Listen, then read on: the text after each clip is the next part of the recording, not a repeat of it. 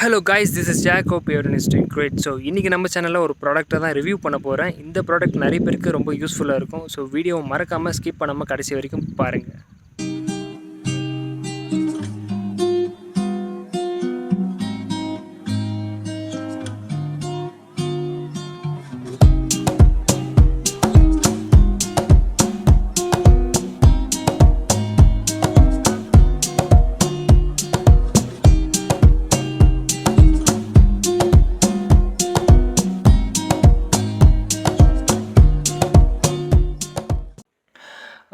So guys, product வந்து slow மோஷனில் பார்த்துருப்பீங்க.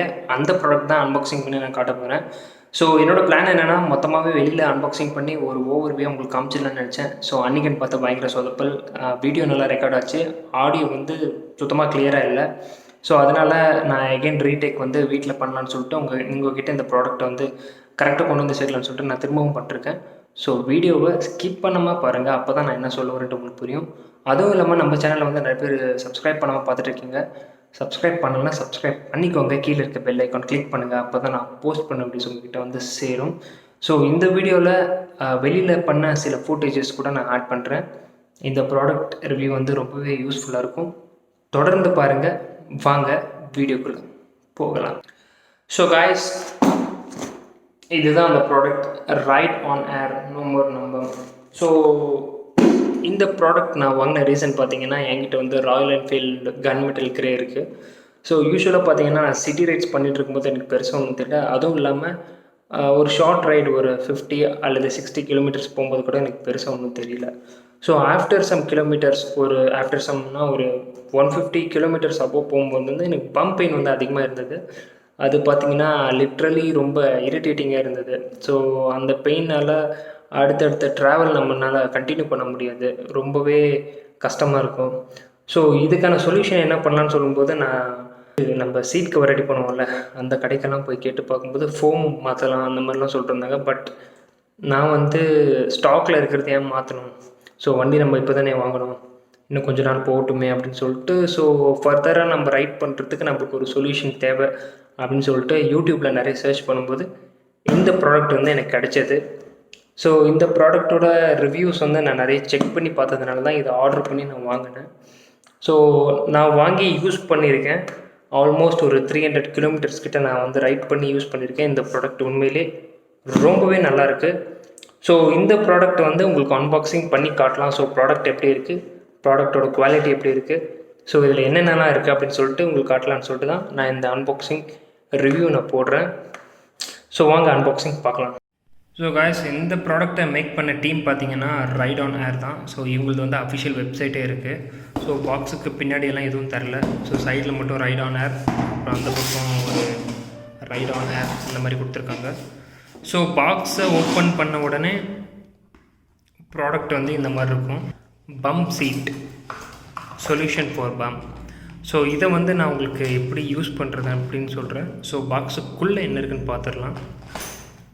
ஸோ அப்புறம் பார்த்திங்கன்னா இதோட ஸ்ட்ராப். ஸோ அதில் வந்து சைடில் வந்து லாக் பண்ணுறதுக்காக இந்த ஸ்ட்ராப் கொடுத்துருப்பாங்க.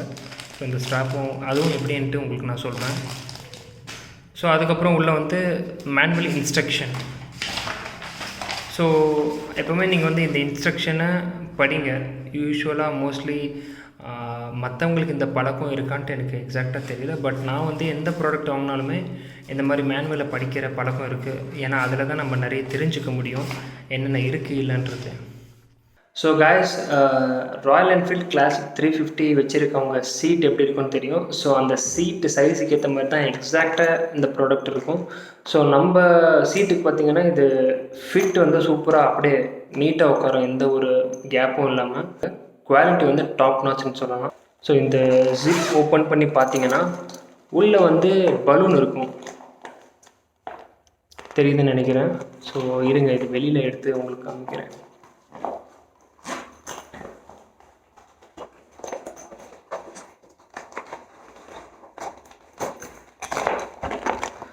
ஸோ இப்படி தாங்க இருக்கும் ஜிப் ஓப்பன் பண்ணி பார்த்தா. ஸோ இந்த பலூன் இருக்குது பார்த்தீங்களா, இந்த கேப்ஸ் இருக்குது பார்த்தீங்களா. ஸோ இது வந்து எதனாலன்னு பார்த்தீங்கன்னா, ஹீட் வந்து ரொம்பவே ப்ரொடியூஸ் ஆகாது. ஸோ அதுக்கேற்ற மாதிரி இது வந்து பேலன்ஸ் பண்ணிக்கும். ஸோ இங்கே வந்து பார்த்தீங்கன்னா வால்வ் இருக்கும். இந்த வால்வை யூஸ் பண்ணி தான் நீங்கள் வந்து ஏர் ப்ரெஷரை ஏற்றவும் இறக்கவும் செய்யலாம். ஸோ இந்த ஏர் ப்ரெஷர் ஏற்றுறதுக்கு வந்து நீங்கள் ஜஸ்ட் லூஸ் பண்ணிட்டு ஒன்ஸ் நீங்கள் ப்ரெஷர் வந்து கொடுத்த பிறகு இதை டைட் பண்ணி விட்டிங்கன்னா இதுலேருந்து காற்று வந்து ரிலீஸ் ஆகாது.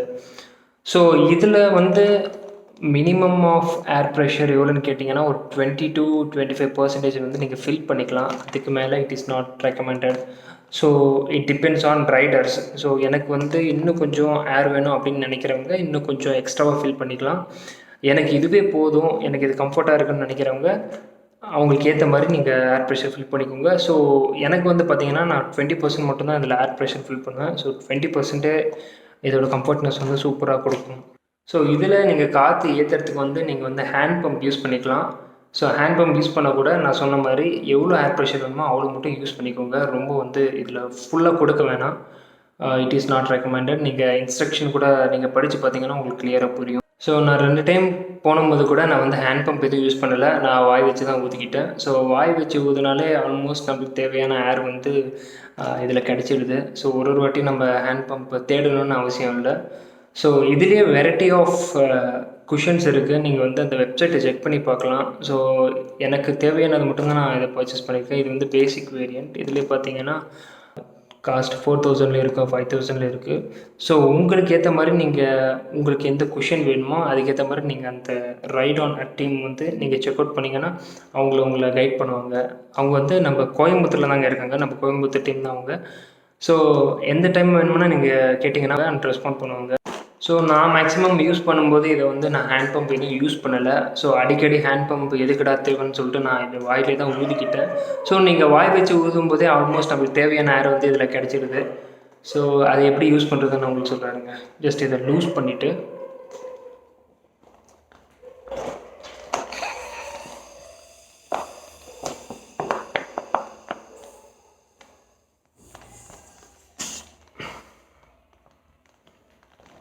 ஸோ அவ்வளோதாங்க, ரொம்பவே சிம்பிளாக இருக்குல்ல.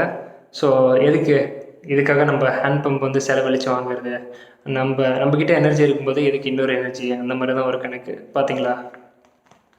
ஸோ இப்போ நான் இதை லூஸ் பண்ணேன்னா காற்று இறங்கிடும்.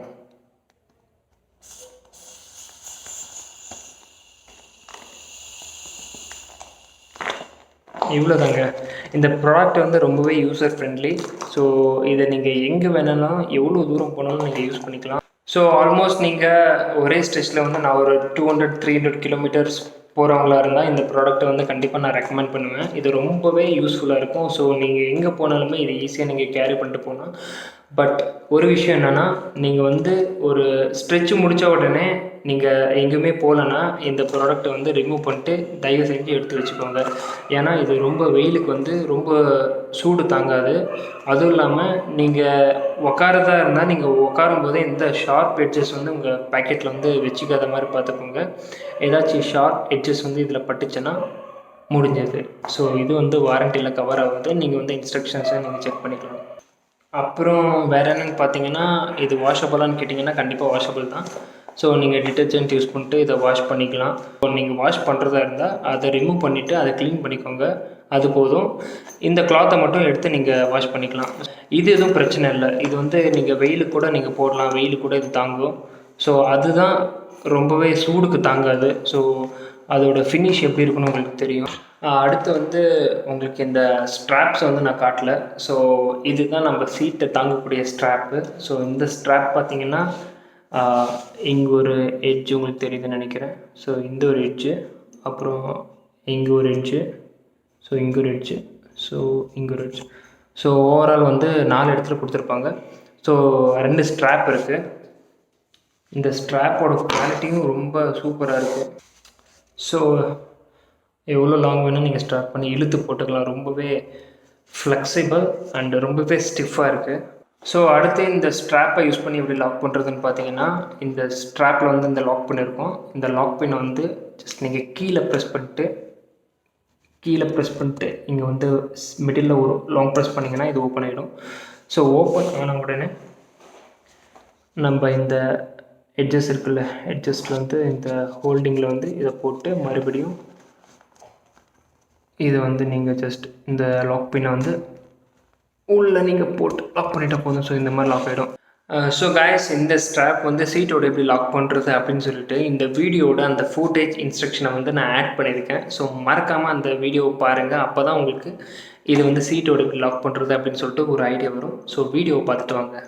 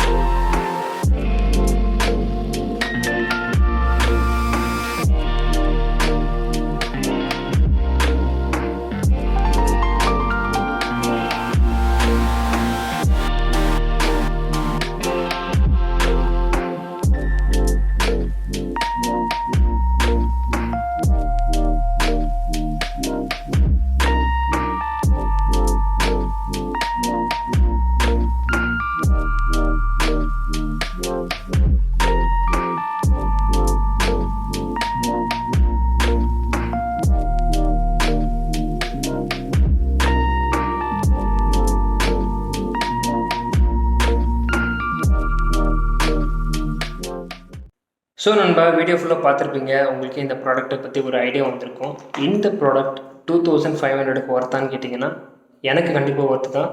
ஸோ நீங்கள் ஒரு நார்மல் பைக் இல்லை சூப்பர் பைக் எடுத்துக்கினா கூட ஒரு 150 கிலோமீட்டர்ஸ்க்கு மேலே நம்மளால் ட்ரைவ் பண்ண முடியாது. அண்ட் ஆல்சோ இன்னொரு கேள்வி உங்களுக்கு வரலாம், இது வந்து ரைடருக்கு மட்டும்தான் இருக்கா, பில்லியன் கில்லியன் அப்படின்னு கேட்டிங்கன்னா ரைடருக்கும் இருக்குது, பில்லியனுக்கும் இருக்குது. ஸோ இதுலேயே வந்து நிறைய வெரைட்டிஸ் இருக்குது. ஸோ எனக்கு இந்த பேசிக் மட்டும் போதுமானதாக இருந்தது. நீங்கள் அந்த வெப்சைட்டில் போய் செக் பண்ணி பாருங்கள். நான் இது வந்து மார்க்கெட்டிங்கெல்லாம் எதுவும் பண்ணலை. நான் இந்த ப்ராடக்ட் யூஸ் பண்ணி எனக்கு ரொம்ப கம்ஃபர்டபுளாக இருந்ததுனால தான் இந்த ப்ராடக்ட் ரிவ்யூ வந்து உங்களுக்கு நான் பண்ணிருக்கேன். ஸோ ஃப்யூச்சரில் நீங்கள் ஜேர்னி பண்ணும்போது இந்த ப்ராடக்ட் நீங்கள் வாங்கினீங்கன்னா ரொம்பவே யூஸ்ஃபுல்லாக இருக்கும். ஸோ காய்ஸ், அவ்வளோதான். ஓவரால் ப்ராடக்ட்டோட ரிவ்யூ நான் கொடுத்துட்டேன். ஸோ இந்த ரிவ்யூ உங்களுக்கு பிடிச்சிருந்தா உங்கள் ஃப்ரெண்ட்ஸ் கூட ஷேர் பண்ணுங்கள். மறக்காமல் நம்ம சேனலை சப்ஸ்கிரைப் பண்ணுங்கள். அடுத்த வீடியோவில் உங்களை எல்லோரையும் பார்க்குறேன். பாய் நண்பா, ஸ்டே சேஃப், ஸ்டே ஹாப்பி.